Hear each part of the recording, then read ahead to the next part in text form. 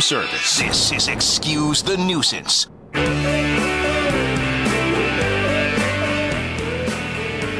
All right, let's play ETN at 7:22 in the A of M. Mark is our guest Guggen Judge. Beef, what is Mark taking home for his efforts today?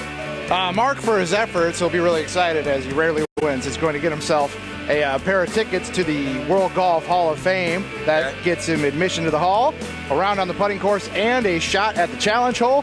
Also going to get himself some free airport parking from usapark.net. Mark, do you know where the radio station is located? I do, yes. Outstanding. Congratulations, Mark. Thanks for the time. You know how the game's played. Then let's crank it up. ETN, our final guest Guggen Judge is Mark. Awesome. Round one. It's not the last ETN, but Mark, you're special in The final one for this week. What are you talking about? When is ETN going away? I thought we went over over this. I did too. I thought we have stated it pretty much every day that you've said this is the last day that the new format begins in July. I thought I've said that, or we can just kill ETN in altogether. July. We can make this the last one. That's fine with me too, but it's not mandatory, I guess is all I'm saying. All right. I'm very confused. Me too. But that's nothing new. Round one, guys. Didn't get the memo. Round one, guys. The finals resume and possibly end tonight with the Warriors with the 3-0 lead. Do you expect the Cavs to come back? Well, no, I guess my question is, they say the gentleman's sweep was the prediction going into the series, right? A 4-1 win for the Warriors. Mm-hmm. So what's more likely tonight? That the Cavs get their lone win and set up the gentleman's sweep in Oakland, or that they get absolutely trounced tonight? What is more likely? I think LeBron's got a little more pride than to get trounced by 20 points. So I would say I think that probably the answer is about what we've seen. Cleveland trying hard, building a little lead in the first half. Golden State too much at the end and winning by, around the point spread, around 5 points. So that's what I think is going to happen. So if you're giving me the option of they get trounced, which I'm implying to mean, 113-84, or they win a close game like they did last year in Game 4, I'd be more inclined to give them at least a puncher's chance to get an easy win than to get blown out on their home floor in LeBron James' last game in Cleveland. Yeah, LeBron does have pride, but he also has a lousy team around him. He scored 51 points in the first game, and Golden State still won. So he may go out in style, but Golden State's going to wrap this baby up tonight and take this thing on home and celebrate another championship, unfortunately. Good takes on both sides. Winner, Jeff. Round two. Round two, assuming the series ends tonight and it's the swan song for LeBron in Cleveland again. I mean, everybody seems to assume now that he's on his way out. I mean, is there, in your estimation, is there anything the Cavs can do to make him want to stick around? They better have a game plan to wow him. I mean, and this is, again, we've all seen this coming now, and because we knew what was going to happen in the NBA Finals. I think the best thing that they could do is, sit down with them and let them know how active they'll be in free agency and trying to lure somebody to their place. Remember now, nothing is precluding Cleveland from saying, okay, we're going to try to get Chris Paul here, LeBron. We're going to try to get Paul George here, LeBron, in your city, in your home. So I think they're going to have to be proactive in that way because obviously they're not good enough to beat Golden State. But guess what? Nobody in the NBA is. There's no chance that LeBron is staying. I mean, there's just no chance. I mean, look at all of the elements. They're all in place. Like, I know salary. They couldn't go get Chris Paul and Paul George if they wanted to. And even if they did, that's probably not good enough to beat Golden State. So, he'll do it this time a lot more appropriately than the decision that was, on national TV last time. But he will go off and fruitlessly attempt to win another title because stay or leave, I don't think there's a combination out there that will fit salary and otherwise that's going to allow LeBron to win another one. Well, I agree that Cleveland definitely needs to change the roster, but I'll have to go with Jeff again. Round three. Pickle time, Dan. I love them. I love the pickles. Round three. Not asking you to make lay it on the barrel, your prediction, but, if you, right now, with a lot to still happen before a decision has to be made, I mean, where do you think he'll be playing next year? Where do I think LeBron James will be playing next year? Philadelphia. I think I think that the Sixers very quickly relieving themselves of Brian Colangelo has ripples that go beyond just the fact that Colangelo is an idiot and set up his wife to take the fall for him and let private information out there. You know, LeBron was a fan of the Cavs' previous GM, David Griffin. Watch the Sixers go sign him as their general manager, and then watch LeBron follow. And then watch the Sixers and the Celtics play one hell of an Eastern Conference final next year. Yeah, it's all good in theory. LeBron could give a rip who the general manager is. He cares who the players are, and the best players, the team with the best chance to topple Golden State and allow him to win a world championship are in Houston. And it's also one of his best friends in Chris Paul. So he'll roll the dice, go out to Houston, play with Harden and Chris Paul, and see with the team that had a 3-2 lead over Golden State, might I remind you, and lost Chris Paul for the last 2 games. Will they be able to go over the top if they add LeBron James and topple the mighty Warriors? That's his best bet. If he wants to win a championship, Houston would be the destination. Well, I think Philly's in the mix for sure, but I got to agree with Dan on this one. Round 4. I don't think Chris Paul's going to stay there. Then what do you do? Round 4, guys.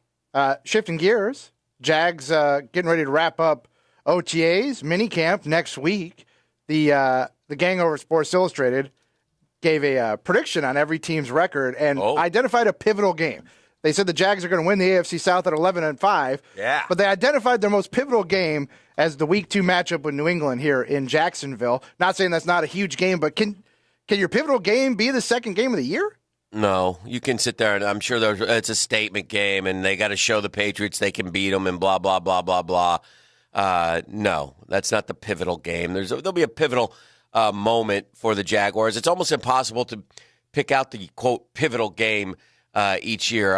If you said, well, what was the pivotal game in 2017? You'd have to go back and play it through your head. You might say, hey, the Seattle Seahawks game when the place really got electrified and it was a great game and they toppled a very good team. But that was later on in the season. So September 18th is far too early to have a pivotal game. I'll give you a pivotal game, and I agree with some of what you said when it comes to defining it. I think it comes late in the year, and I think it comes at Tennessee in a Thursday night game.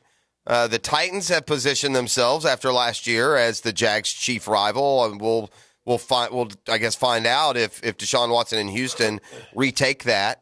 But, I mean, Tennessee added that talent from New England. They got a new coach with New England roots in Mike Vrabel, and they have underperformed against the Titans, losing both games to the Titans last year. Perhaps the 2 worst games the Jaguars have played the last 2 years have been their 2 trips to Tennessee, where they've just been awful both times. This is a late game in early December. It's a primetime game, and I think it will set a bit of a tone heading into the postseason. Jeff, that may be true, and you make some good points, but as far as the question's concerned, it was the second game, New England. I agree with Dan. Let's go to round 5 and stretch out ETN forever. Welcome to round 5. People love ETN. We're and making a mistake prepare here. to die. ETN forever. I'm starting to feel like Coca-Cola in 1985 is what I'm starting to feel like. We better be careful here. We might need to revisit with the New Coke. CEO of the company here. New Coke. We'll do the new bit for a week and kill it. It'll be like the power rankings. Number 4, or round 5, guys. Shifting gears, we don't talk puck here very frequently on ETN because it's just not that big of a deal here. But a historic occurrence last night in Vegas as the Caps win their first cup and a legend gets his first 14 years into his career.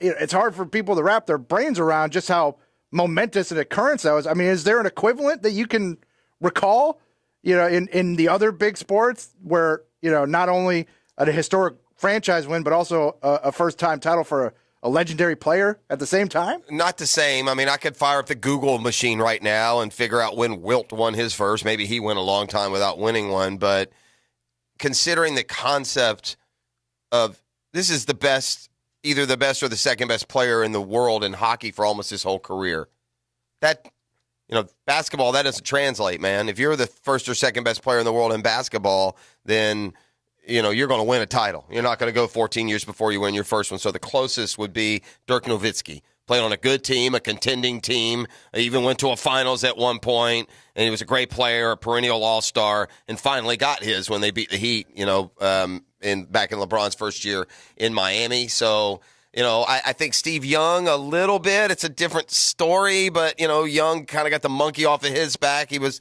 replaced a legend and did difficulty the first few years, but finally won his in 94.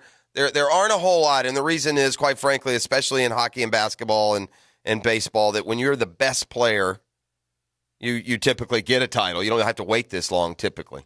Yeah, unfortunately, I got to go second for you, so I have the perfect answer, and the answer is John Elway. John Elway took forever. He was one of the greats of all time, much like Alex Ovechkin. He had to wait and wait. He battled through playoffs. He battled in Super Bowls. Alex Ovechkin went to the postseason. He went to the postseason. He couldn't win, and finally in his 14th year, much like John Elway, he gets to the top of the mountain. It's pretty cool stuff when it happens for a great player. It sort of validates their career, and certainly validated Alex Ovechkin's, much like it validated Johnny Elway. Wow, those are all good examples.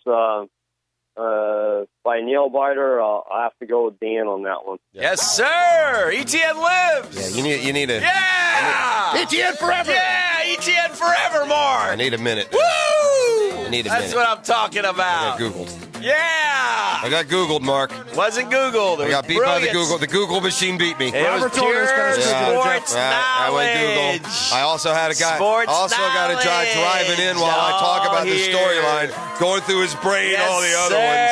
Also, I had that going against me. Woo!